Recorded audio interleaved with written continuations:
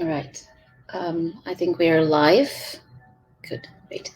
I'm Suchitra Vijayan, and I just want to thank everyone who's joined us today for this very important conversation. This year marks the 20 years of war on terror.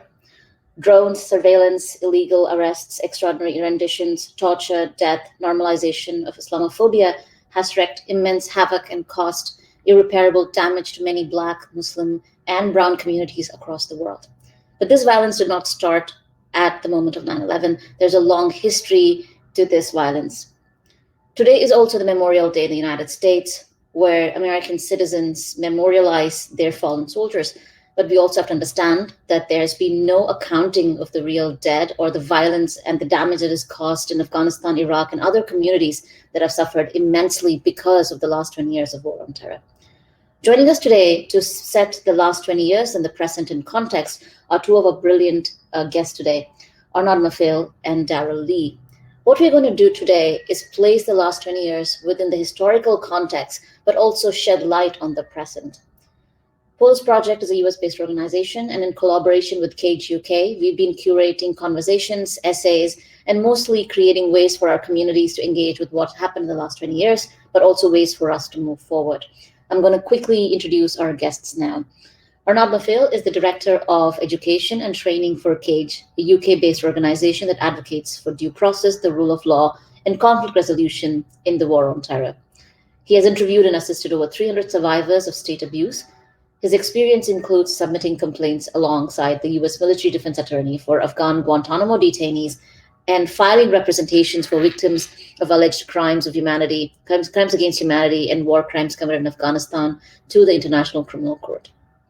Darryl Li is an assistant professor of anthropology and a lecturer of law at the University of Chicago. Darryl's research touches on themes of war, empire, migration, race, working on connections between the Middle East and other regions.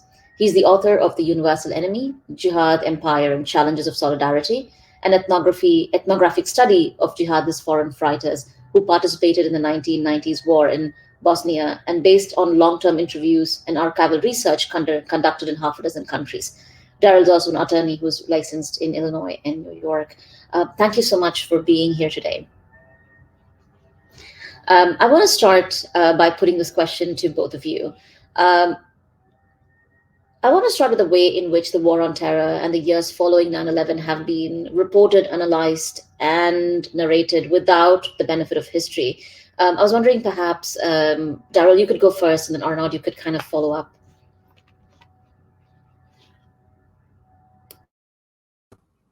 Hi. First of all, thank you so much, Suchitra, and everyone at Pulse Project for putting together this amazing event, and also to the comrades and colleagues at Cage. Arnaud, it's also very good to be in conversation with you and to meet you for the first time. I'll just say quickly that, there's many different, American exceptionalism and American kind of national ideology has a lot of amnesiac commitments, right? There are a lot of things that have to be forgotten and repressed in order for many mainline notions of Americanness to exist. One of the most obvious and elementary is even the fact that the term nativism is often used to describe an ideology embraced by white settlers. And the fact that the term begins to emerge really in the late 19th and early 20th century, when the US has reached a certain point in, in, how do I put it, like demographic consolidation and genocidal sort of consolidation, that nativism even becomes like a thing that one can unironically use to refer to a certain ideology of white settlers. So from that really general point, I want to zoom into this idea that there was this line that, you don't hear it as much these days because by definition, it doesn't make any sense anymore. But in the early 2000s, there was this notion of 9/11 changed everything, right? This was the turning point in history. A new page was being turned. And, one can be forgiven for skepticism because just 10 years before 9/11, with the end of the Cold War and the fall of the Soviet Union, there was also a lot of talk about, the world has completely changed and, we are starting anew. And, it's really an interesting challenge to think about both, adapting to the fact that big changes do happen, while not losing sight of the really important kind of historical continuities at work. So for folks who are trying to sort of learn about the post 9/11 era, I think there are a couple of just very helpful basic background parameters to keep in mind, which is that the United States was very busy in the 1990s when it came to the business of war. And I think I think of it as two very broad forms of war that became prevalent in the 90s with the evaporation of the Soviet geostrategic competition with the United States, right? So you have decades where post-colonial states are able to find a little bit of space to maneuver between the Soviets and the US. And in the 90s, that's gone. And all of these new forms of conflict start to emerge, so-called new forms of conflict. So on the one hand, there are all of these wars around the world that are kind of glossed as ethnic conflict, right? So they're seen as sort of local, fueled by atavistic hatreds and involving mass atrocities. And because the US doesn't feel a sort of clear geostrategic interest, right? Because there isn't this so-called, like, we don't have a dog in this fight in the way that in the Cold War, you could always ask yourself, which side should the US support? Because of that, those conflicts tended to be understood or misunderstood as sort of situations of humanitarian concern. Right, so think about like the genocide in Rwanda, the wars and mass atrocities, ethnic cleansing in the Balkans. I'm using the terms that were kind of prevalent at the time. So the US was involved in these wars, and they certainly had geostrategic interests, but the framing of them tended to be this, idea of a beneficent, protector descending from above and kind of separating the children in the playground kind of thing. The other side of this, right, what I think of as the right hand of empire rather than the left hand of empire, was really the forms of war that were more explicitly geostrategic in their orientation. And this really starts with the how do I put this? I'll just say the Gulf War. I was going to say the first Gulf War, but even that is a little bit misleading, because I think the question of, which conflicts in that area count as being called the Gulf War, and then, set off, saying the first Gulf War, the second Gulf War, is already a very political decision, because in the 1980s, the war between Iran and Iraq was actually one of the largest and deadliest and most protracted armed conflicts of the 20th century, and one that is completely left out of most people's kind of imagining of global history. So anyway, the war that I'm referring to is the 1990-1991 US war on Iraq, which the U.S. called Operation Desert Storm. So this war occasioned a significant realignment geostrategically. It established the United States as kind of the dominant external hegemon in the Gulf area. It radically ramped up the long-standing military relationship between the United States and the Kingdom of Saudi Arabia, and it committed the U.S. to also a strategy of essentially permanent war footing with Iraq. So the war, and also it occasioned extremely important, as I said, alignments and fissures in the Arab world, right? So even, for example, the Ba'athist regime in Syria participated in the coalition led by the US.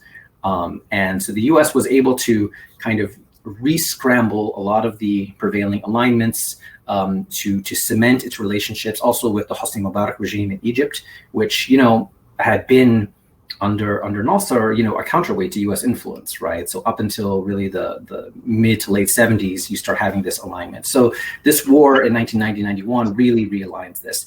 And as I said, it sets off near permanent war with Iraq, sanctions with incredibly brutal humanitarian consequences, and also by increasing the US military presence in the Gulf generally, sets off all sorts of opposition and mobilization in Saudi Arabia, in neighboring countries as well. And it's the combination of these two different types of war that kind of set the template and the toolbox for how the US decides to respond after the attacks of 9/11. These wars also shape the landscape of contestation and protest and pushback against U.S. imperialism during that time. So if we think of so-called jihadist movements, Islamist movements, they're responding in many ways to both of these things at once. On the one hand, the wars that are happening around the world, insofar as they involve Muslim populations, are also reasons for pan-Muslim solidarity, right? So Bosnia, Chechnya, or the Afghan war in the 80s, you have these mobilizations and people going to help and fight in various ways. And then at the same time, in the Arab world in particular, you have, as I said, the increased U.S. military presence in the Gulf, but then also repressive regimes that give rise to prolonged insurgencies. So here I'm thinking primarily of the Mubarak regime in Egypt, and also the Algerian civil war and the cancellation of democratic elections because of the fear of sort of Islamist ruling majorities. So you have all of these very, very different, very diverse so-called Islamist movements that are responding both to sort of local political conditions and also to regional political alignments. So that's the other kind of half of the stew, right? Of the ingredients that are important to know about before entering into this false idea of before 9/11 the world was fine, normal, whatever, and then suddenly these things happened in New York and Washington, D.C., and then all of a sudden the U.S., the world has been changed and the U.S. has to react as if it had just been kind of sitting around, twiddling its thumbs the entire time before that.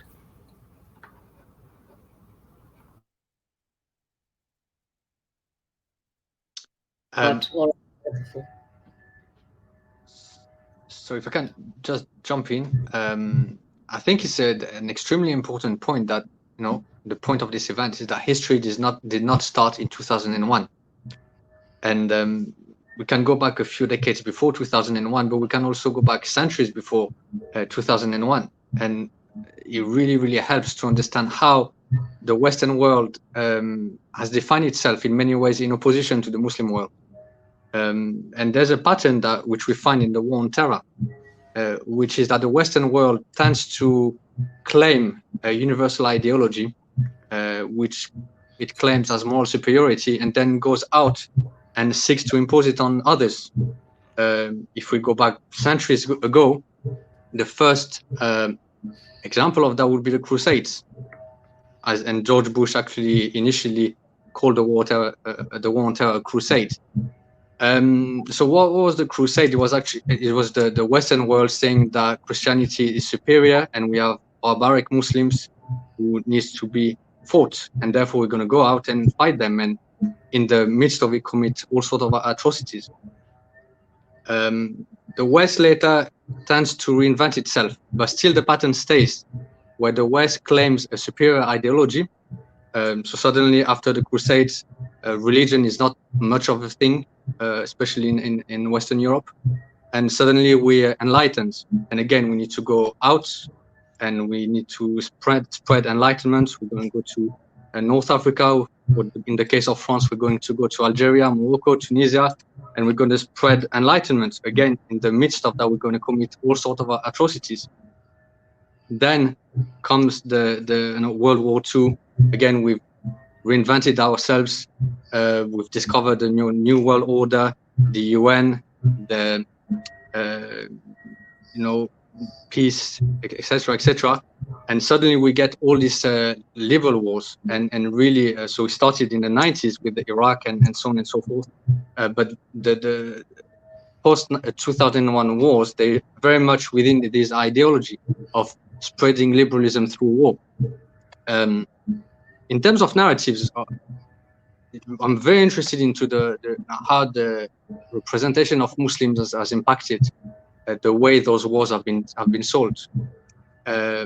If we simply focus post 2001, really you'd see that it's actually something that goes back again decades ago or centuries ago. The representation of Muslims in the Western world has two main pillars. The first one is dehumanization. Go back straight after, at the opening of Guantanamo, the main idea is that the men in Guantanamo are the worst of the worst. That's been repeated countless times. They are the worst of the worst. And we need to do those things. They do not deserve any right because they are the worst of the worst. They're not human beings. Therefore, none of the laws that are applicable to them. The Geneva Conventions are not applicable to them. Human rights, as we know them being claimed, are not applicable to them. American laws are not applicable to them. Why? Because they're not normal human beings. So that's the first pillar of the representation of Muslims in the Western world, especially post-2001. Now, the second pillar of this representation, I would say, is securitization. Because they're not normal human beings, it is justified for governments to pass all sorts of laws and justify all sorts of measures which are purely and only through the lens of security. You cannot discuss Muslims or Islam in any forum without coming through that lens of securitization. It's always a matter of what can we do differently, and that's why you have all sorts of a completely exceptional system which is entirely built post 2001, whether at home, where you have new laws with Patriot Act in the US, or in the UK you have we've had a new anti-terrorism law every year almost. In the midst of that, we've had secret evidence which have been introduced, which goes against the very basis of the rule of law, which is Magna Carta, which is what the legal system, the Western legal system, is built on. You've got extrajudicial killing, you've got imprisonment without charge or trial, you've got mass surveillance. Why? Because the pattern is as such. They are not human beings that you can reason with, and as a result, we must deal with them in such securitized manner. So why it's important is, and why I believe the work of Darryl, for example, is extremely important, because what Darryl has done and what Cage has been doing is actually listening to the survivors, taking the stories to the survivors and going to the source, going to the actual people, going past the narrative or the government narrative which are being pushed in media, in think tanks, and in academia very often. So it's definitely something to take away, is that we're living in an age where there's a lot out there. There's a lot of things out there. And I would say that it's always extremely important to be mindful of those two pillars of dehumanization. Whenever I hear a story, are the people that I'm being told about, are they being dehumanized? And as a result of that, is there something bigger than that in terms of securitization? And are we not undoing the very thing we're trying to protect? When governments go out at war, or when they pass new laws, it's always to protect human rights and the rule of law. But isn't it the very thing which is being undone? So in terms of narratives, is why it's extremely important. Now, why narratives are extremely important? Why? Because the war of bombs cannot be waged if there's not a war of words, which has been waged before that. And it's very clear. Darryl would tell you in Bosnia, before all these things happened, there's all sort of inflammatory claims which needs to be done or to be made. So that's a few reflections and thoughts. I now want to go. Darryl, you've already spoken a little bit about how Cold War affected so much, or put so much of the things that happen now in play. I want you to talk a little bit more about the Cold War era, especially the years before 80s, late 80s, the fall of the Berlin Wall, how Soviet Union crumbled. Can you just give us a little bit more that happened in that decade? So then we can go on and talk about the US foreign policy and the race of U.S. as the humanitarian policeman.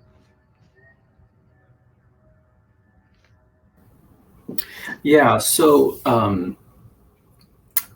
one thing that I think is helpful to keep in mind about the Cold War era is that you also see a pattern that complements the pattern that Arnaud has been talking about, which is, on the one hand, which is that the Orientalism, for lack of a better term, right, like constituting an idea of the West in opposition to some imagined idea of the East and of Muslims, has the demonizing and the dehumanizing sort of impulses to it that have also coexisted with what we can think of actually as Islamophilia, right, and not simply Islamophobia.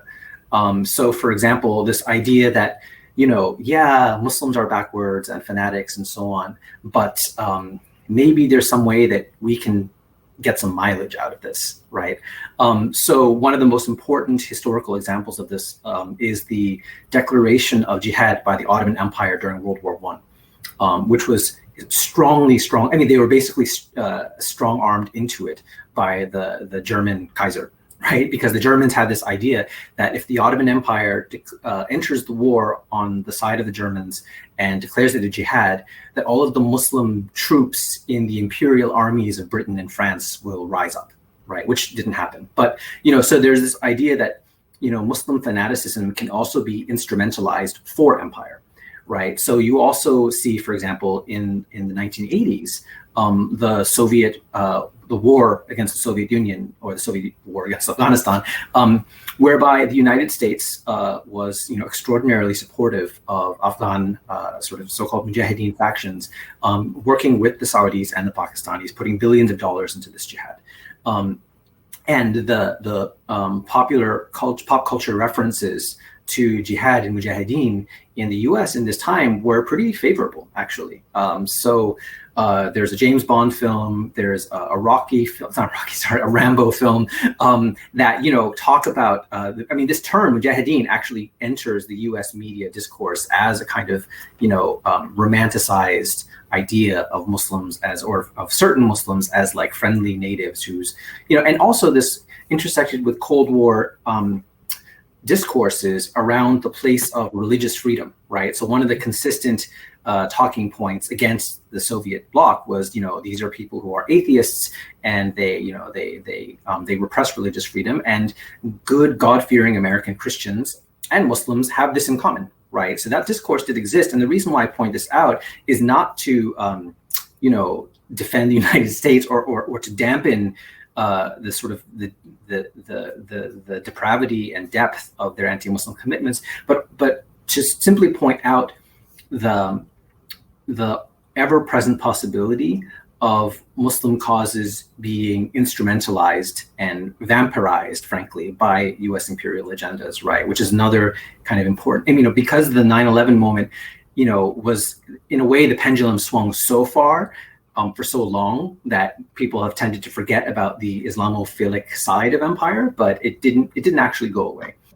So that's another sort of important thing to keep in mind. So Suchitra, was there something else in the question that you wanted me to speak to, or you're muted? Sorry, it's been a year of these things, and I'm still muting. I know, it's just, yeah. We can come. The role of the U.S. as a global humanitarian, the police would. I wanted to come to it next, but for now, I just wanted to have the Cold War very specifically addressed. Arnaud, do you want to talk about the Cold War era as well, or should we go to the next question? Something which just came to my mind listening to Darryl is if you go on YouTube, you can actually still see Reagan hosting a delegation from Afghanistan, and you actually have Chairman Yunus Khalis as Reagan very respectfully addresses him, and you can just listen just a very short clip. You've got a transcript, and he speaks very highly of the Afghan people, the Afghan Mujahideen, as God-fearing people who are fighting for their religion and for their land. And he expresses how grateful America is for the Afghan people to be, protecting the rest of the world from communism. Now, fast forward a few decades later, the very same people. Now, you need to remember that the people, the Taliban and the main commanders are the very same people who fought against the Soviets. The very same people say the very same thing, that we are fighting to defend our land in the name of our religion. Certainly those people are, again, the worst of the worst. So just after the event, maybe go check the clip and just think and reflect what has changed, really. What has changed? How did they become heroes to monsters, and now the Afghan seems to be decent people again, because the US are now sitting at the table with the Taliban, negotiating, Former Guantanamo detainees are now at the negotiating tables. So you've got men who were once tortured prisoners of the CIA who are now back to their initial position of diplomats and ministers and so on and so forth. So the Cold War is, again, we need to bear in mind that the American wars, very often they've got two main pillars again. One is interest, and that's the core of American diplomacy or foreign policy, and the other one is also ideology. So when you mix the two, that's how you can understand it's not one or the other, it's both of them. So sometimes there are things which you might think are completely irrational, and at that time is because it is driven by ideology. But sometimes it's very rational, it's inhumane, it's unfair, but it's very rational. It's American foreign policy trying to further American interests, whatever it takes. So I think it's something to keep in mind. No, that makes sense. We're in the halfway mark, so for our audience, if you have questions, please do put the questions for both Darryl and Arnaud. I now want to come to the question of the U.S. as the global humanitarian policeman. Iqbal Ahmad writes about the Clinton administration bombing in Afghanistan and Sudan in 1998. He says that the United States has sowed in the Middle East and South Asia very poisonous seeds. These seeds are growing now. Some have ripened and others are ripening. An examination of why they were sown and what has grown and how they should be reaped is needed. Missiles won't solve the problem. And you very specifically write, and you've discussed this idea of the emergence. There's a very specific thing, historical, political things that led to the rise of the US as a global humanitarian policeman. Can you talk to us about that?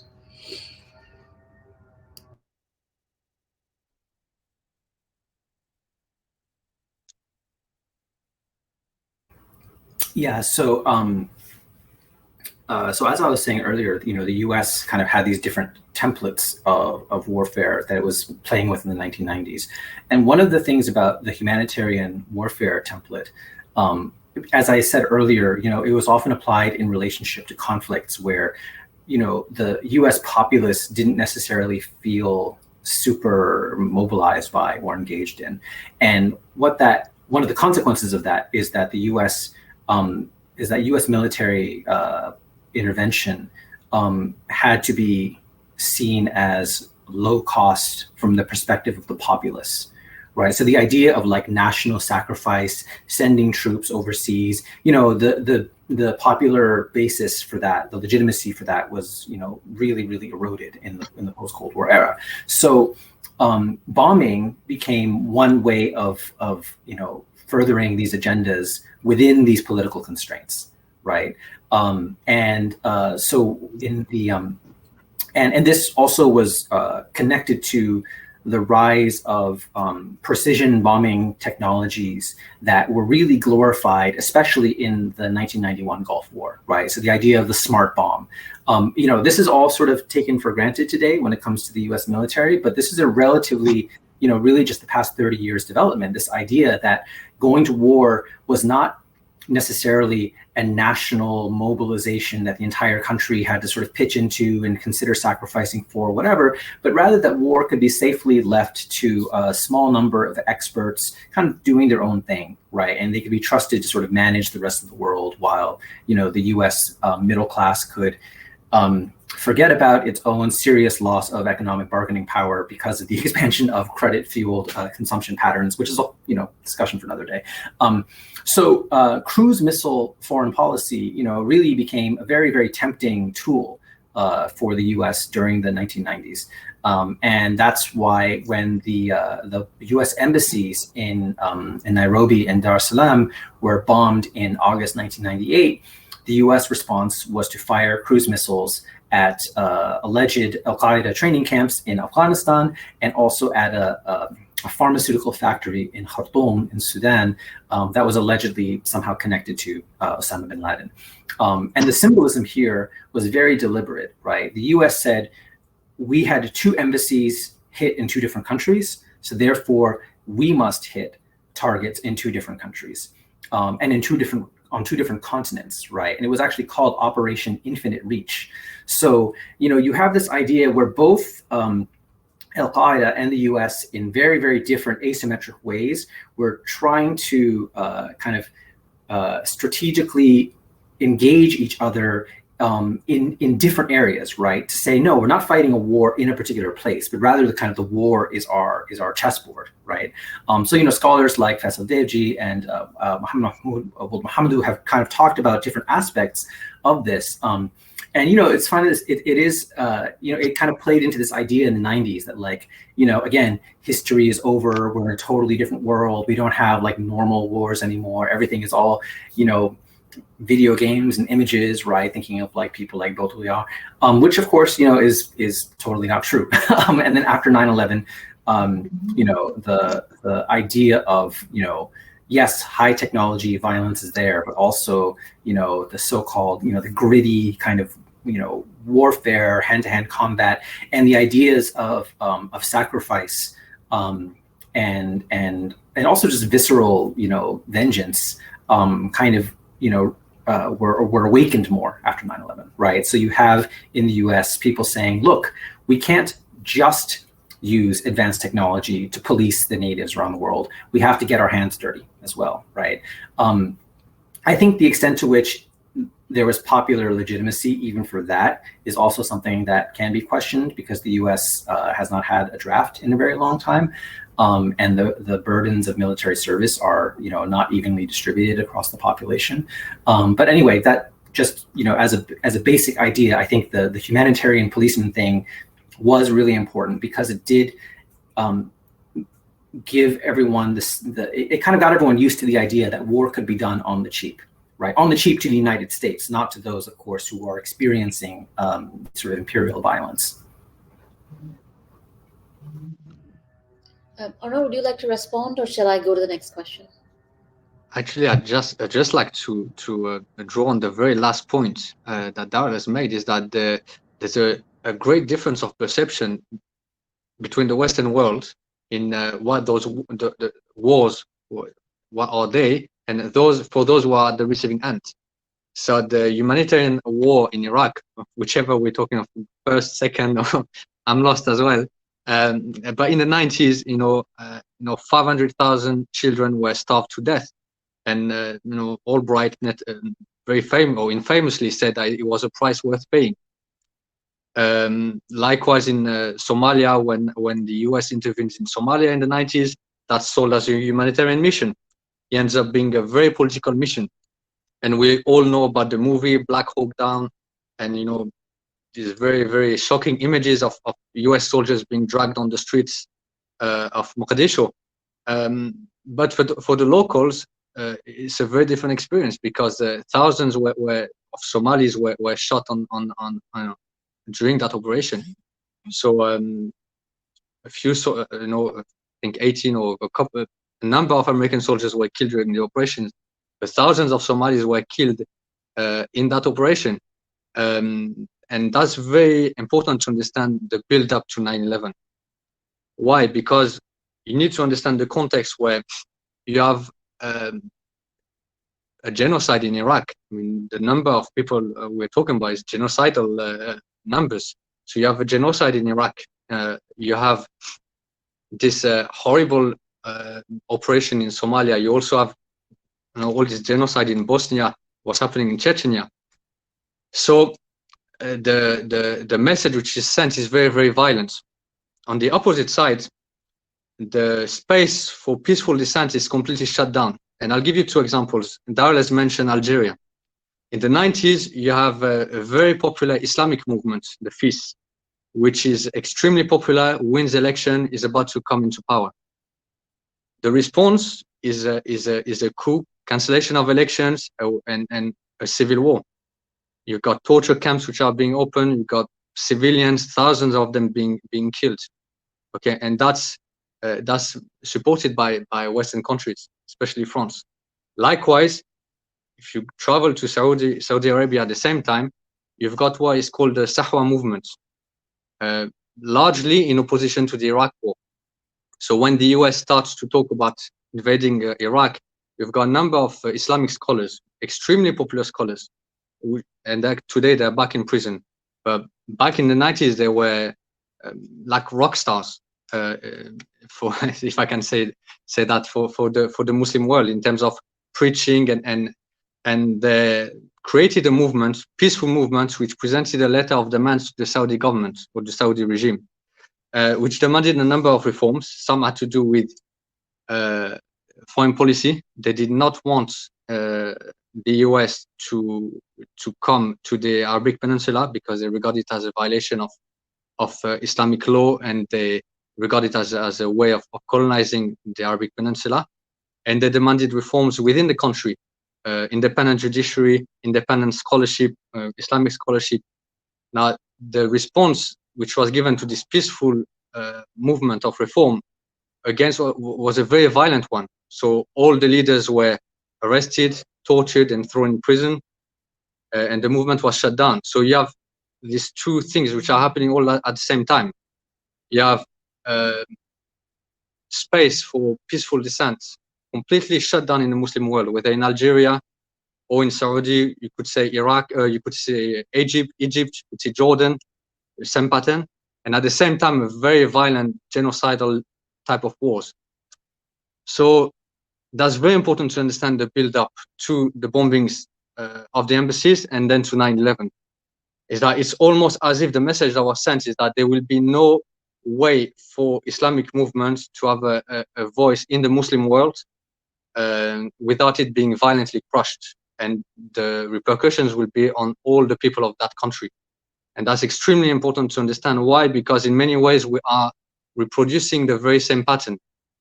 When you see the support for the coup in Egypt for Sisi, when you see the ineffective support for Israel, even as early as a few weeks ago, we have reproduced exactly the same mistakes or policies, and that's why we're in a very dangerous place, because we have not.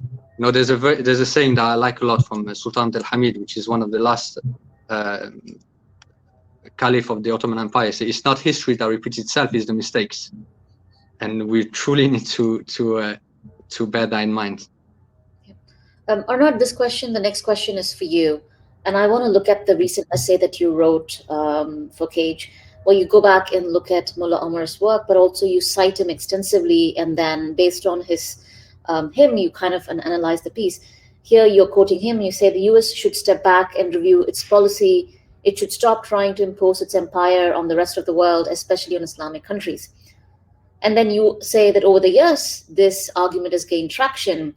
You quote two senior US military academics where they talk about who raise questions whether democracy should revise their partnership with non-democratic states.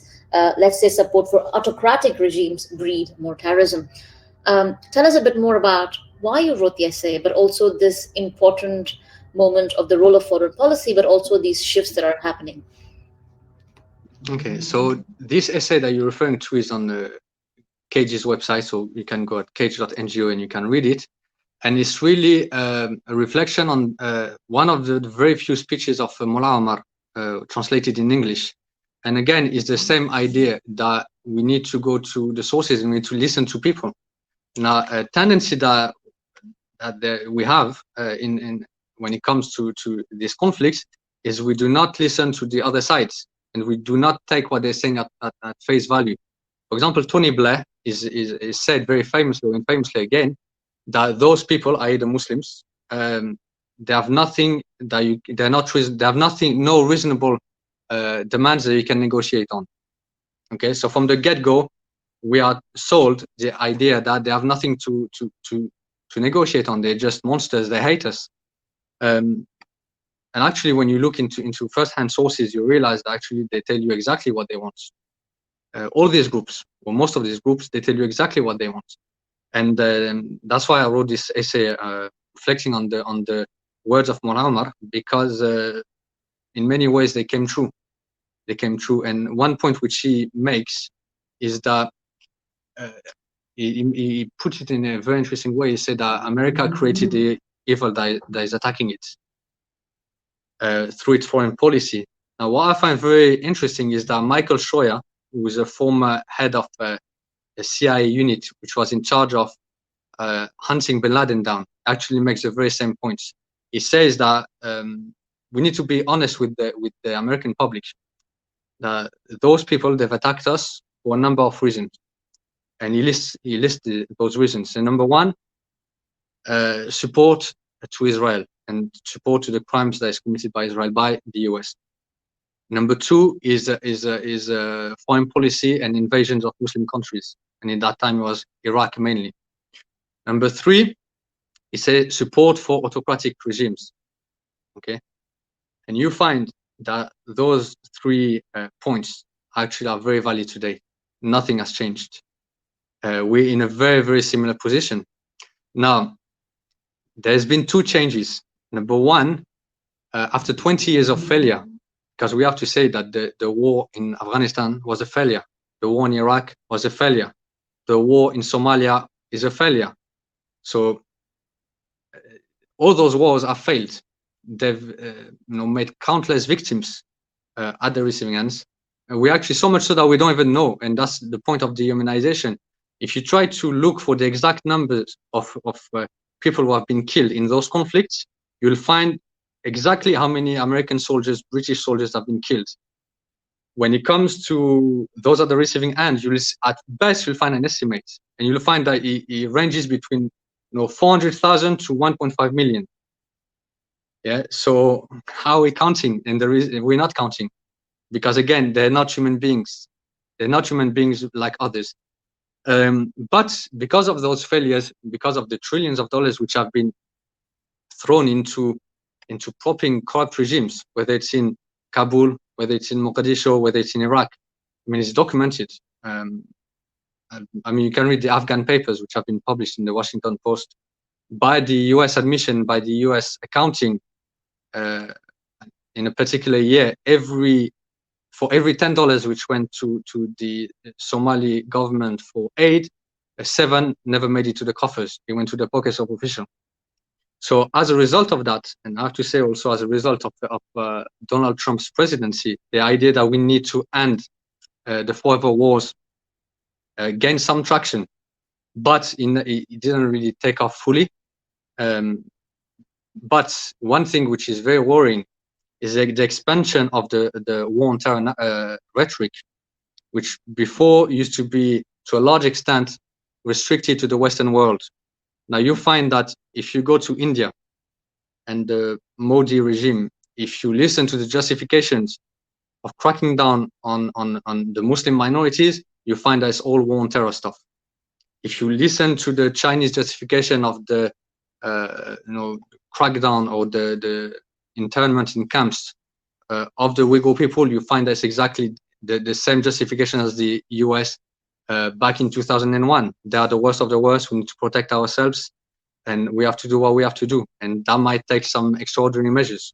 So that's the very concerning thing, is that the rhetoric of the war on terror is not restricted to the Western world, but rather other countries, they've understood that if you want to crack down on people, if you want to crack down on a Muslim minority or a Muslim majority, because you find in Egypt or other countries, they are using the same rhetoric, that those people are terrorists, extremists, fundamentalists, whatever you want to call it.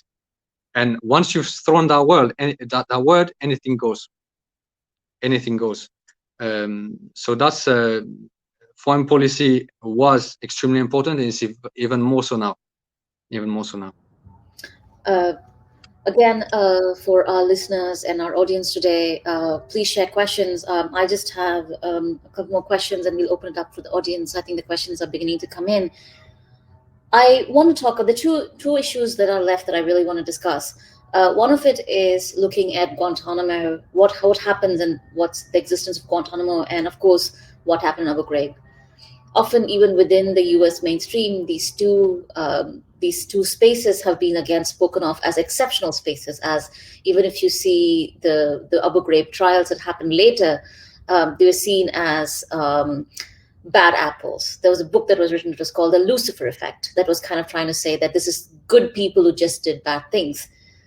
But how would both of you see these? Again, I'm using these two as a way to talk about the longer history of torture and history of violence. But also, how do you see this within the history of empire and the carceral system that the United States has? would you see this as proliferation of empire itself, or is it something else in action?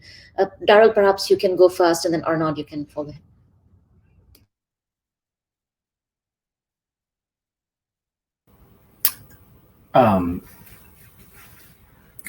Sorry, the last part of your question, Suchitra, was actually very interesting, and I'm not sure if I have a great answer to it, but I think, well, so just to recap, for those who may not be aware, when the US invaded Afghanistan in late 2001, they did something unusual. So again, because, as I mentioned, there was this aversion to sort of like mass US casualties, the invasion was primarily carried out through airstrikes and through commandos essentially working with local Afghan factions. So there were, at the beginning, a relatively small number of US soldiers actually on the ground in Afghanistan. And ordinarily, I think if the US were to go and take over a country, they would use the facilities that are there, right, to sort of extend some semblance of state power, right? So, which is exactly what they did in Iraq. So you go, there's a prison, you put people in the prison that's there. Maybe you'll build another prison, maybe not, who knows? In the early part of the invasion, there was an incident at Mazar-e-Sharif in northern Afghanistan, which was a 19th century fort where some Afghan warlords aligned with the United States imprisoned 400 or 500 fighters who were on the side of the Taliban from many, many different countries. And the fighters managed to rise up and get their hands on some weapons. During the ensuing melee, a US CIA officer was killed, and the Afghans and Americans, it took them almost a week to regain control of the prison. They bombed the prison from the air multiple times, unsuccessfully, breaking the will of the prisoners, and eventually starved them out and flooded them out. Because the prisoners were hiding underground. So they basically pumped like icy cold water to these people who were injured and had not eaten or drank anything in 7 days. And that's how they got them to surrender. So I think the US was freaking out a bit. And also the other standard practice of the US that got developed in the 90s, mostly through cooperation with the Egyptian intelligence, was the so-called extraordinary rendition program. Right, so the U.S. kidnaps a suspected terrorist, usually a Muslim outside of their country of origin, right? Kidnaps them and then sends them back to their home country where they can be quietly, tortured, interrogated, and disappeared. So the U.S., I think, had this moment of, wow, we have 15 of the 19 hijackers are Saudis. We're not totally sure if we can just send everyone back to Saudi Arabia because we don't quite know what's going on there. And we don't really control the situation on the ground in Afghanistan. So the solution was to ship people to the U.S. military base at Guantanamo Bay in Cuba, which the U.S. has had for almost a century, because this was seen as far enough from the war zone to be safely under control, outside of the reach of the domestic U.S. courts, and also far from these captives' countries of origin, right? So their families and their communities and so on would be less able to sort of advocate for them. So Guantanamo, people had no sort of, substantive rights to speak of, and this attracted enormous negative attention, right? So protests around the world, it became a symbol of American brutality, et cetera, et cetera. It is also totally the tip of the iceberg. Right. So most of the dirty work of the war on terror is done by other governments at the behest of the United States. Most of those people you have never heard of, and I have never heard of. They are imprisoned, moved around, interrogated, and brutalized, usually with the US kind of encouraging two different countries to cooperate. And that broader kind of network or assemblage of carceral practices is a huge part of the war on terror that to this day is not really adequately accounted for. And so while Guantanamo is an enormous problem, and I spent years helping to represent people there, I also don't want it to distract from all of these other kinds of carceral practices that have been going on. Yeah, it's, obviously Guantanamo and secret detention is really at the heart of Cage. Cage's work. That's how we started, even though it's we've evolved as an organization. That's how we started, and a lot of the initial work was actually try to identify what was happening. And this work, we did it largely by talking to survivors, people that might have been released before others, that would be able to tell us, this is the place where I was secretly detained. I saw this man, that man. I believe that's his name. And we compiled a number of reports in the early days of the war on terror, 2006, which identified hundreds of those secret prisoners and also hundreds of these secret prisons. Now, also the massacre of Mazar-e-Sharif is extremely important, and I'm very happy that Darryl mentioned it. And if you go on the website, you will see a very long interview by someone called Walid al-Hajj. Walid al-Hajj is from Sudan, and is extremely popular now in the Muslim world because he had a long series on Al Jazeera recounting his experience, and he is one of the very few survivors of this massacre. So it's a long read, but it's a fascinating read. I think it's one of the few accounts in the English language. I want to go back to this idea of a few bad apples. Now, we need to understand that Guantanamo was not opened by a few bad apples. It was opened by the U.S. government. The rendition program was not set up by a few bad apples. It was set up by the U.S. government and the CIA. We need to understand that, okay, the argument usually is like it was straight after 9/11. Everyone panicked. We didn't know what we were doing. We overreacted. You need to realize that it continued for years. So after Afghanistan, did the same thing in Iraq. After Iraq, did the same thing in Somalia. And Guantanamo is open to this day. So, and not only we've done the same thing, but we've actually worsened because the U.S. government has calmed down on arbitrary detention, but what it did is cranked up on extrajudicial killing. So the U.S. government, especially after Obama, stopped detaining people without trial or trial. They started to kill them without trial or trial, and again, it's in the thousands. And just like in Guantanamo, where I think only a handful of people have been charged out of 800, and even less out of the 1,000 which have been kept in secret detention across the world. You find that the amount of people who have been killed by drones overwhelmingly are civilians and not even fighters. So this idea of bad apples is completely wrong, and it lacks a factual basis. And actually what makes it very clear is there's been no accountability whatsoever for those crimes. And I think we've been part of all investigations you can think of, whether criminal, whether in the US, in the UK, currently at the ICC, at the International Criminal Court. There's a investigation which might be open when it comes to the war crimes which were committed in Afghanistan. Now, there's long discussions. It doesn't seem anything is going to happen. But I'll give you just a stats. I think over 1 million complaints were submitted to this inquiry. Reportedly, only 80 are about the U.S. government or crimes committed by the U.S. Army. Now, Cage, we ourselves, I can tell you because we're the ones who submitted, my team is the one who submitted it, we probably submitted a quarter or a third of those complaints against the U.S. government. So you're telling me that in 20 years of war, Bagram, mass bombing, carpet bombing, and so on and so forth, only 80 complaints have been lodged. Why? Because again, the voice of the victims is completely absent. It's completely absent, and it's not the main focus. And I think that's why those events are very important because it's placing the victims or the survivors, as we like to call them, at the center of the discussion rather than the perpetrators.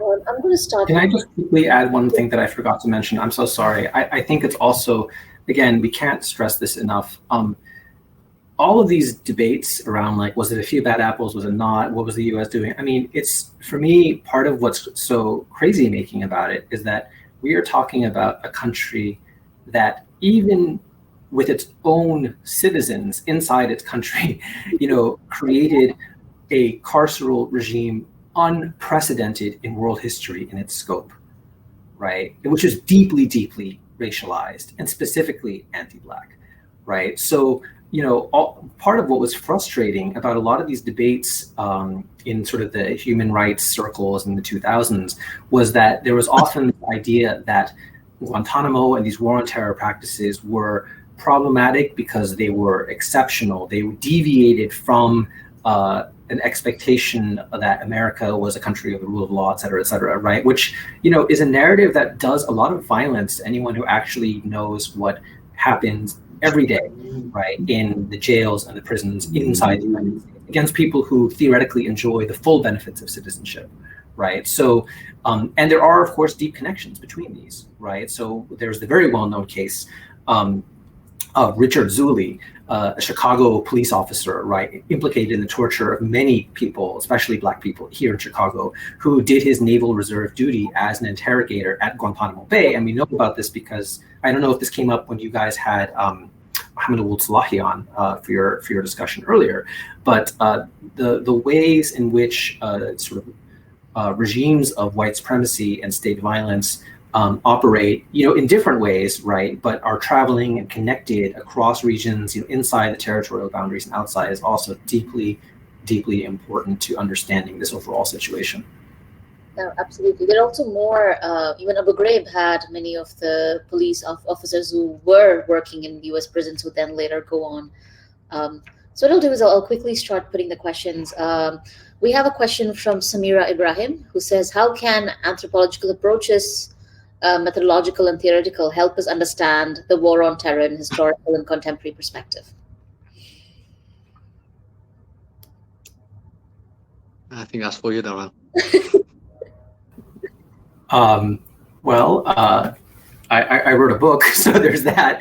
I'm not totally sure how to answer the question. I think, at a very, very basic level, part of what animates the anthropological enterprise is really thinking critically about ideas of human difference, right? So what I sometimes tell students is that anthropologists are kind of like trolls who, anytime there's a claim about human nature being X, the anthropologist raises their hand and says, well, actually, here are some examples of things that go against that. Or anytime someone wants to say group of people X is so unusual or weird or extraordinary, right? Again, the anthropologist will say, well, actually, there is some sort of common human substrate of what's going on. It's for those very same reasons that the discipline of anthropology is itself deeply rooted in empire and white supremacy.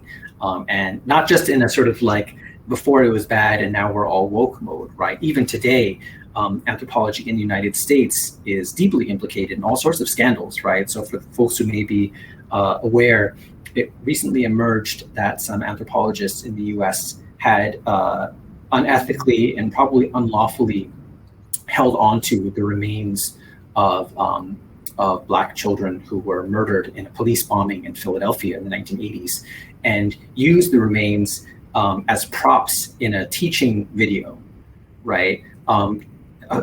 Like 2 years ago, so we're not even talking about sort of, prior generation, so these are, so yes, the impulse of inquiry and the methodological orientation that come with it can be a useful tool for critical reflection, but we also can't separate that from all of the things that make a scholarly discipline what it is, including all of the deeply, deeply problematic aspects of that. Someone on Twitter, we have someone saying, Samuel sent a question. This is about, there's a question that I want to ask, since it's an audience question, so I'm just going to put it. about Shamima Begum and how you see what happened to her in the UK in relationship to citizenship. Do you see this as an extension of war on terror? Have you seen more erosion of citizenship rights to more black and brown Muslim communities around the world?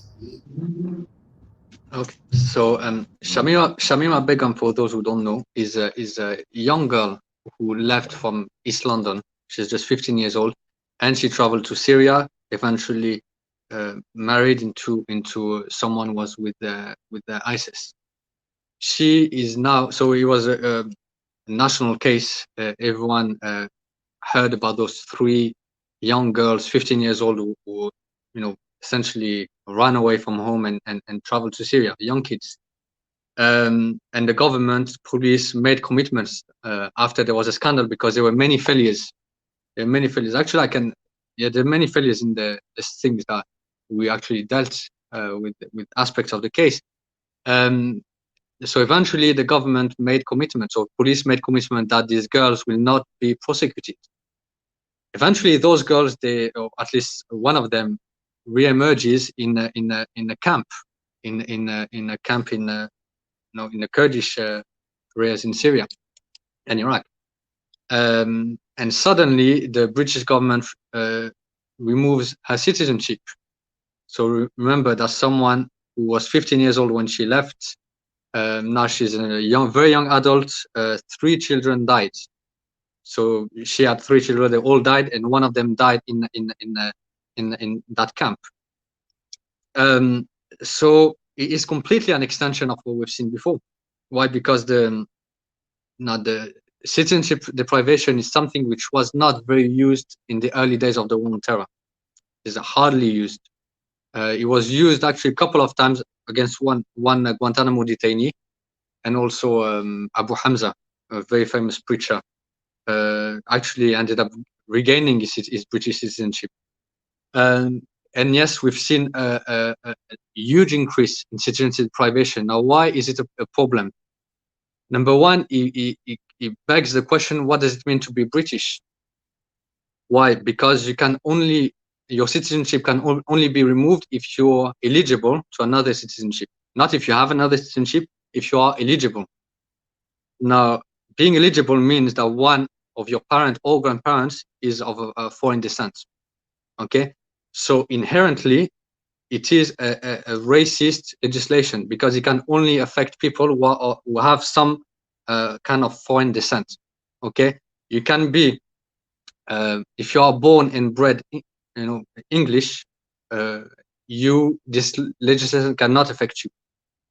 Now, if one of your parents or grandparents happen to be born somewhere else, and according to that country you are eligible, you might never have been to that country, have no connection, cannot speak the language. If you're eligible, then the government is entitled to remove your citizenship. So that's the true question. It's like, what does it mean to be British? And now what it means that you've got 2 categories of British. You got the permanent British citizens, which are born and bred English people with no foreign descent, and then you've got the temporary British citizens, whose citizenship can be removed at any time by the government under the guise of national security. And as I said, it's racist, but it's also very unfair, because of the process is entirely based on secret evidence. You cannot defend yourself. Extremely difficult to defend yourself. But actually, we've worked on a case, and I think it's one of the few, probably the only cases of a British citizenship who had his citizenship removed, went to court, actually won his case, which is virtually impossible because of secret evidence, and came back to the UK. You can go on our website. There's some details about this case, but it's extremely worrying. Extremely worrying.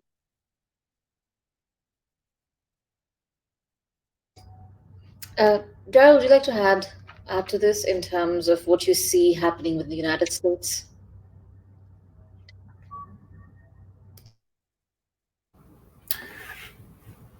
So this is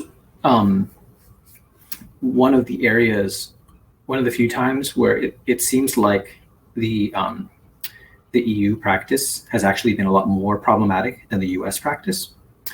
In the 2000s, the European states were generally pretty active in trying to get their citizens out of Guantanamo.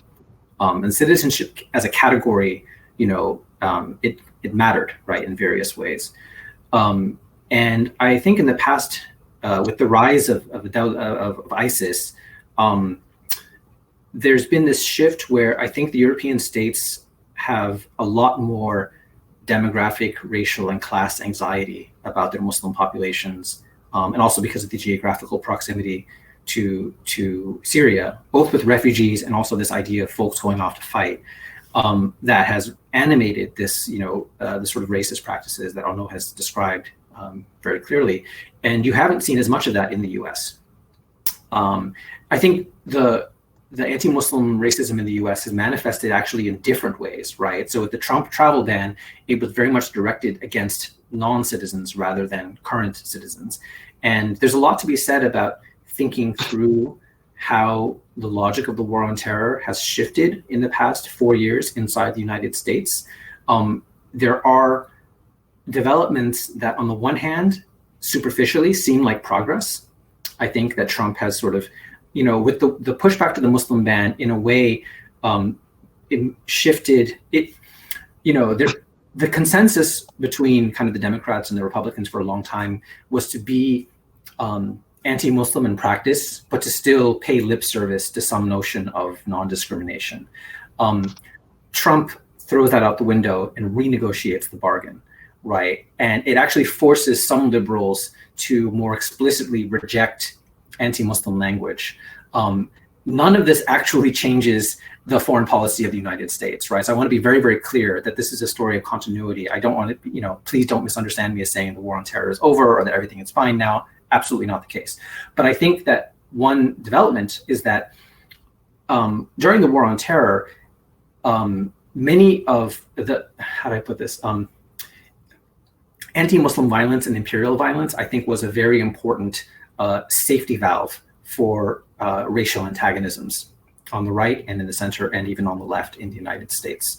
I think what happened during the Trump era was that by getting past this consensus of official pretend anti-racism and allowing so many different racial antagonisms and forms of white supremacy to become openly part of the mainstream political discourse, in a perverse way, there's actually less energy invested into anti-Muslim racism among populists in the United States now.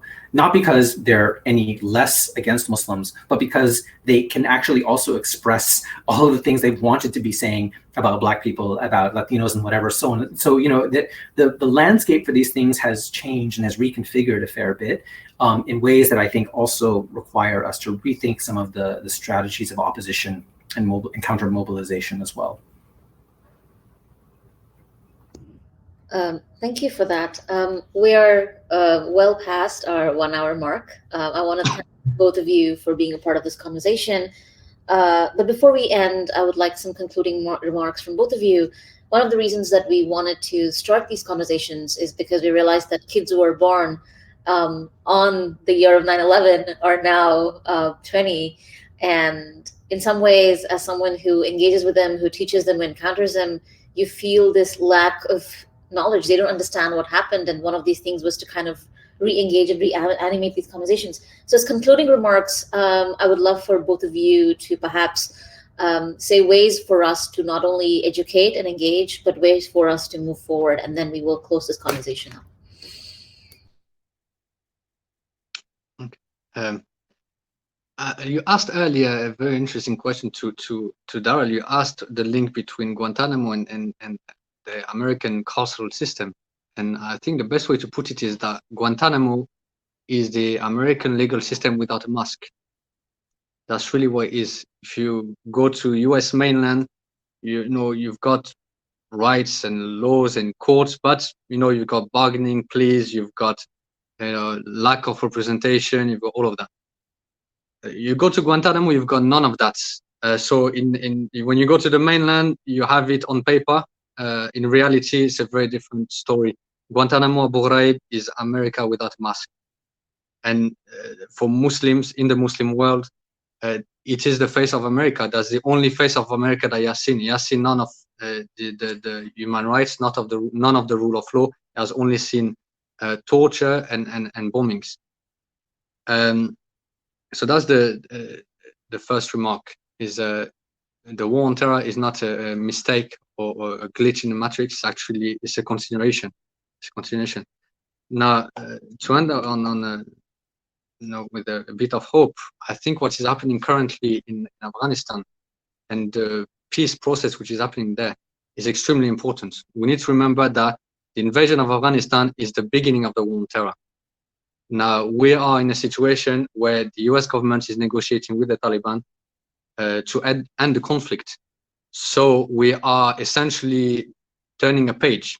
So there's a lot of questions and a lot of uncertainties into which way it's going to go. But it is 20 years on, tables have turned.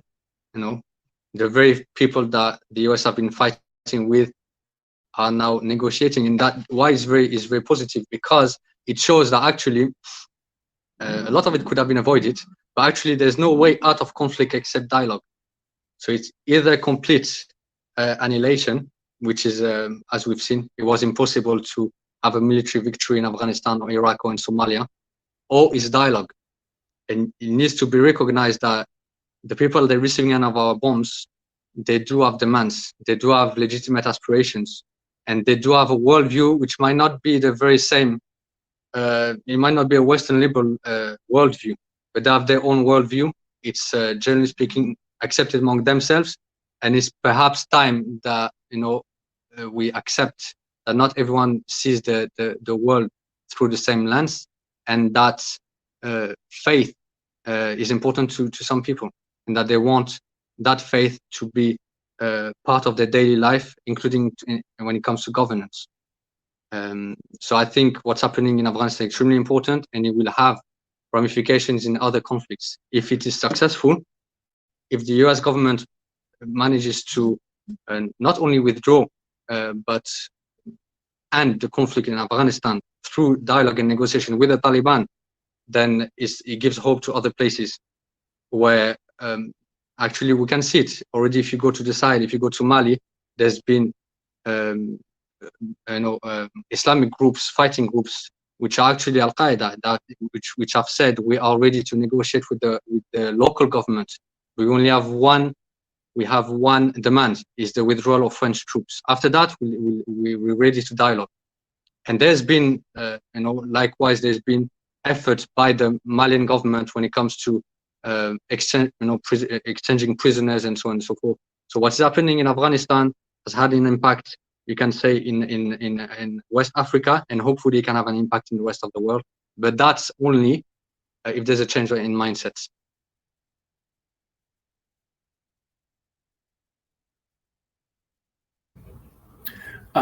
So it's a bit difficult to answer your question in the abstract, because I think different people are all situated differently.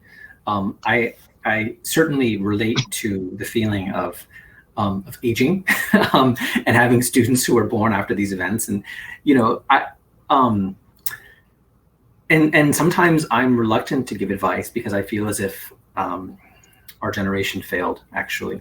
I mean, that's I think too harsh of an assessment, but I think for the self-described left or oppositional figures, especially in the United States, we really came of age in the post-Cold War era, and it was really in the shadow of exhaustion and failure and fear, right? It was an era where utopian projects were dismissed, and so I guess my only, the thing that really stands out to me about people in the generation of my current students is a certain fearlessness, right? So much of the war on terror work was conducted in this defensive crouch, right? What are we supposed to say about this argument? What are we supposed, like that kind of the fear.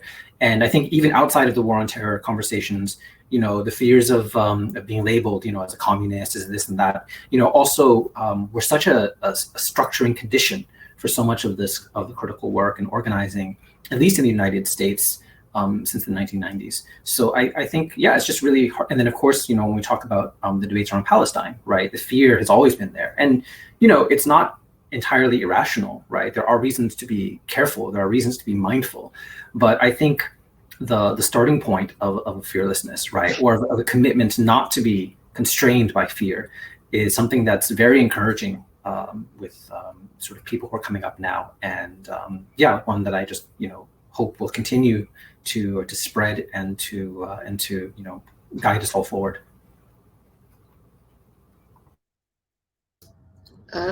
I want to thank both of you for your time, your insight, your scholarship, and the work you do. Truly grateful. We're grateful for the work that Cage UK continues to do. I just want to quickly say that the next conversation is going to be between Arun Kundani and Arzu Merali in conversation with us in Croatia on the 28th of June. I urge all of you to sign in and become a part of that conversation. And again, thank you so much for being here today. And then we'll close it out today. Thank you. Thank you. Thank you.